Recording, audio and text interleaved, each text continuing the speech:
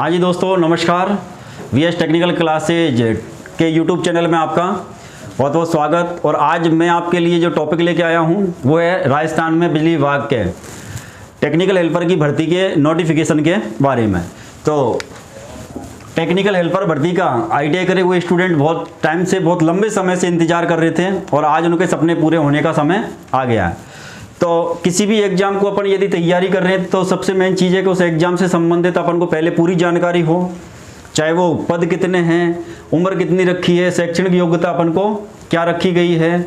यदि अपन को इनकी सारी जानकारी है, सिलेबस क्या रखा गया है, तो अपन अपनी तैयारी को बहुत अच्छे तरीके से मूर्त रूप दे सकते हैं। तो टेक्निकल हेल्पर भर्ती की विज्ञप्ति आपकी जारी हो चुकी है। मेन चीज़ है इसमें अपने पास में आवेदन जो होंगे, तो अपने पास में आवेदन की जो आरंभ की तिथि है वो अपन की 9 फरवरी 2022 से आवेदन प्रक्रिया इसकी स्टार्ट हो जाएगी। आवेदन की अपने पास में स्टार्ट है। इसके बाद अंतिम जो तिथि है आवेदन की ये है आपकी 28 फरवरी 2022। तो 9 फरवरी से लेके और 28 फरवरी तक आपके टेक्निकल हेल्पर भर्ती में आवेदन लिए जाएंगे। तो आप 9 फरवरी के बाद या 9 फरवरी को ही और 28 फरवरी तक आप अपना एप्लीकेशन अप्लाई कर सकते हैं। दूसरी कंडीशन अपने पास में है कि भाई ये अपन जो फॉर्म भर रहे हैं ये कितने पदों के लिए भर्ती आई है, क्योंकि पदों का भी एक बहुत बड़ा मुद्दा स्टूडेंटों के लिए कन्फ्यूजन का विषय रहा है।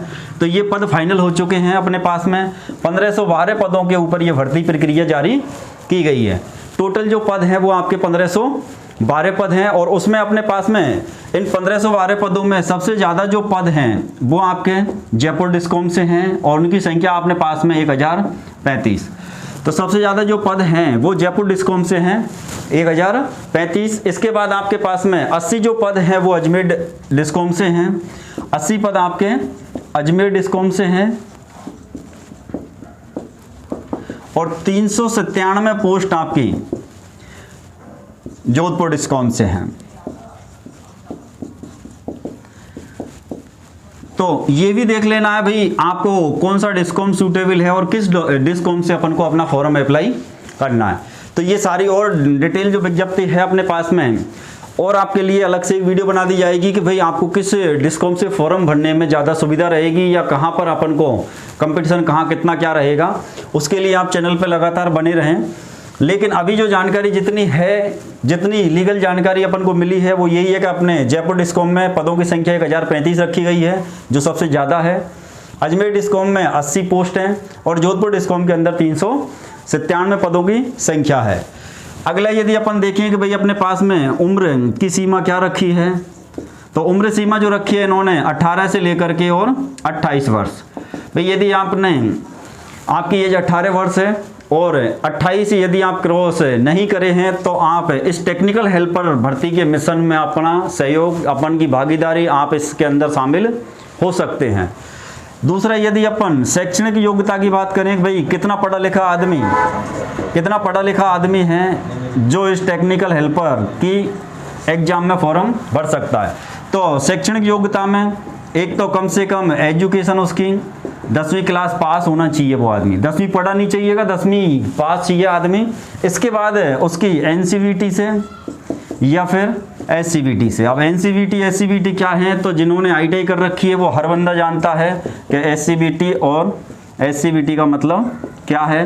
तो अपने पास में ये ध्यान रखना कि एनसीवीटी से या एससीवीटी से क्या होनी चाहिए, आईटीआई में भी मैं बता देता हूँ आपको कौन कौन सी आईटीआई वाले हैं, क्योंकि आईटीआई तो बहुत सारी ट्रेड से होती है और कौन कौन सी ट्रेड के बच्चे इसके अंदर फॉर्म भर सकते हैं। तो सबसे मेन जो ट्रेड है इलेक्ट्रीशियन ट्रेड है आपकी, और इलेक्ट्रीशियन ट्रेड वाले इसके अंदर फॉर्म अप्लाई कर सकते हैं। इसके अलावा दूसरी कौन सी ट्रेड है जो फॉर्म भर सकते हैं, तो दूसरी जो ट्रेड है वो है आपके वायरमैन है। तीसरी जो आपकी ट्रेड है वो है आपकी पावर इलेक्ट्रीशियन है।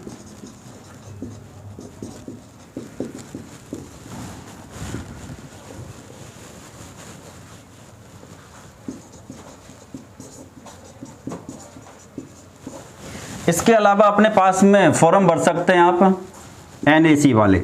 एनएसी क्या होता है, तो ये नेशनल अप्रेंटिस सर्टिफिकेट जिन्होंने कर रखी है, अप्रेंटिस यदि किसी ने कर रखी है इलेक्ट्रिकल से, तो वो भी इसके अंदर फॉर्म भर सकते हैं। तो ऐसा नहीं है कि वैकेंसी में अपन के पास सभी ITI वालों की वैकेंसी नहीं है। यदि किसी ने फिटर, डीजल या इलेक्ट्रॉनिक्स से ITI है तो उनको यहाँ पर अलाउ नहीं किया गया है।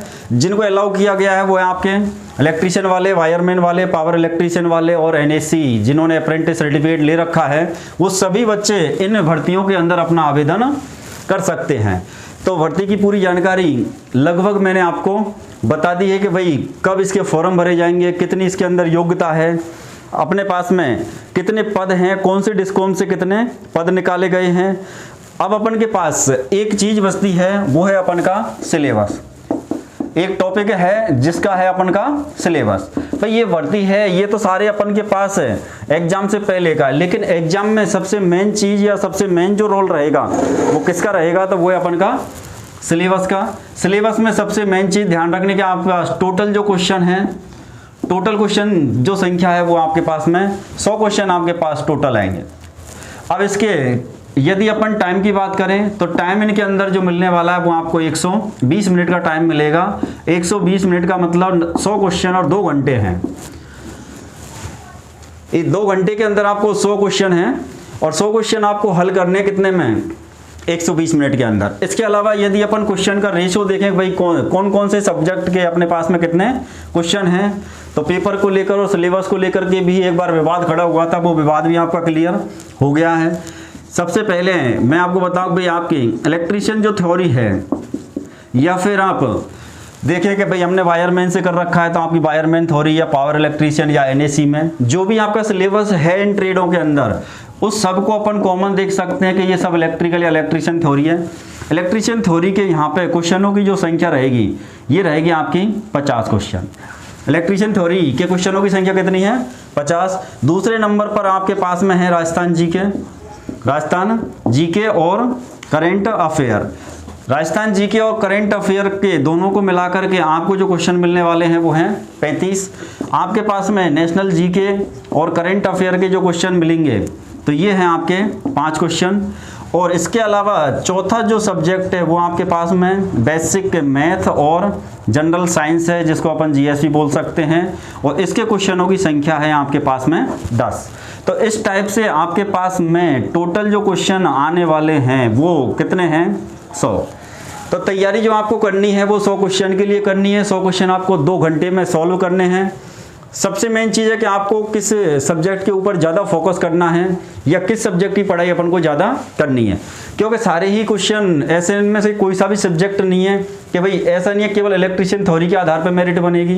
पूरे 100 के 100 क्वेश्चन चाहे वो अपन के किसी भी सब्जेक्ट से, हर क्वेश्चन अपने लिए इंपॉर्टेंट है, लेकिन फिर भी सब्जेक्ट कौन सा इंपॉर्टेंट है ये ध्यान रखना, क्योंकि अपन का आधा जो सिलेबस है 50% जो सिलेबस है वो अपनी इलेक्ट्रिकल थ्योरी का है। तो सबसे ज़्यादा फोकस आप इलेक्ट्रिकल थ्योरी पे करें। इसके अलावा आप दूसरे नंबर पे फोकस रखना अपन को राजस्थान की जीके और करंट अफेयर के ऊपर। तीसरे नंबर पे अपन को फोकस रखना है अपनी मैथ के ऊपर और जनरल साइंस के ऊपर। चौथे नंबर पे अपन को फोकस रखना है नेशनल जीके और करंट अफेयर पर।